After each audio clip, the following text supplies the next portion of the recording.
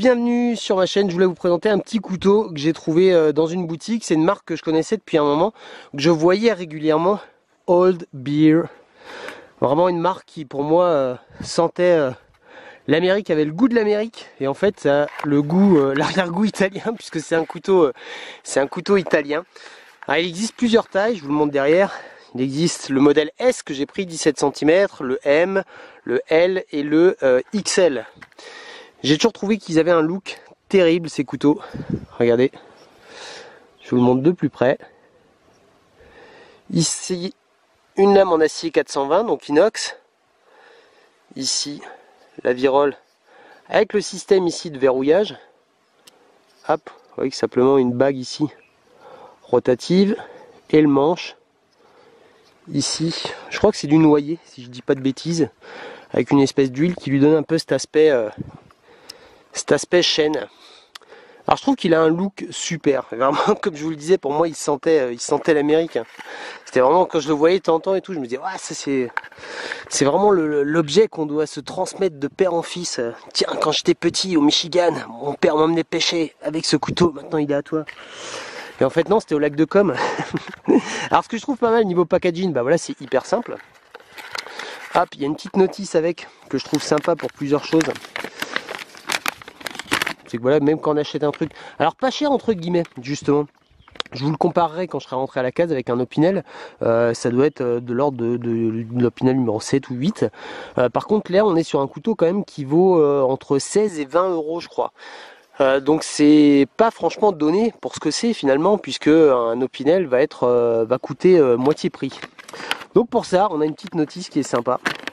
Voilà, qui nous dit que ça a été vérifié à la main et tout ça machin, que c'est un couteau artisanal. On nous explique voilà, que c'est un acier machin, que c'est une virole sécurisée brossée à la main machin, système breveté. Alors c'est marrant parce que là ils ont mis le numéro de brevet. Vous voyez, en gros c'est marqué brevet avec le numéro.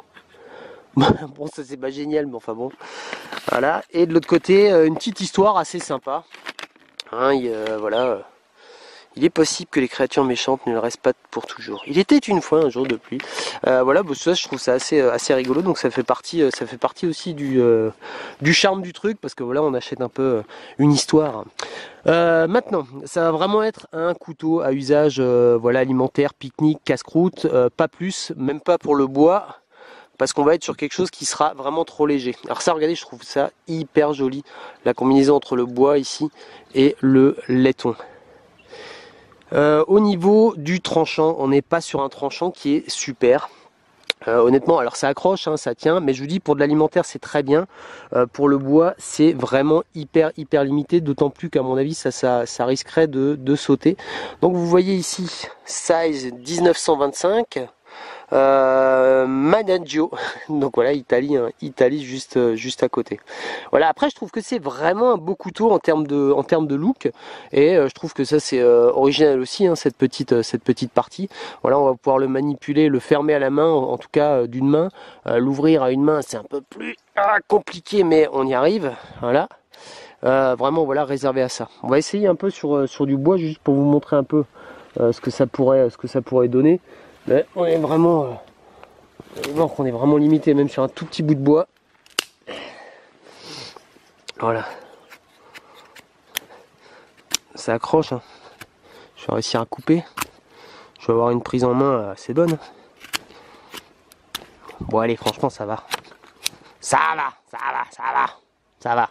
C'est pas un tranchant, rasoir. Mais bon, allez, ça passe, hein. C'est pas aussi tranchant qu'un Opinel.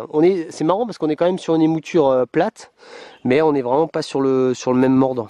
Je voulais même tester d'ailleurs le repasser un peu au cuir, parce que ce qui est étonnant, alors je sais pas si vous allez le voir ici, c'est que là, voilà, de ce côté-là, on a un début de finition en tranchant en V, et on a que le mec qui s'est arrêté, qui s'est dit bah finalement non. Donc c'est un peu bizarre. Donc je vais essayer de le repasser. Comme je vous le disais, ça accroche, hein, ça va bien. Mais voilà, c'est pas le genre de couteau que j'utiliserais pour ça. C'est un pliant, on le sent relativement léger. La prise en main, elle est sympa. Hein, c'est con parce que ça serait possible.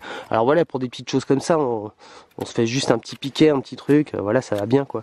Mais bon, moi c'est plutôt pour un usage alimentaire que je vais que je vais certainement l'utiliser. Voilà, bon, je vais pas faire beaucoup plus long là-dessus, hein, c'était juste pour vous le montrer. Je vous le remonte de plus près. Je le trouve franchement joli. Je vous le compare encore à la case, à divers couteaux, pour que vous vous rendiez compte un petit peu de la taille de ce petit couteau. Juste pour vous donner un ordre de taille de comparaison, on est sur quasiment la même taille ici que le numéro 7 de chez Opinel. Le numéro 8, vous voyez, est bien plus grand. Donc on est vraiment sur quelque chose d'un tout petit peu plus petit que l'Opinel même. Je vous montre ici également au niveau de la taille des manches. Ouais, vous voyez, une petite longueur en plus pour l'Opinel.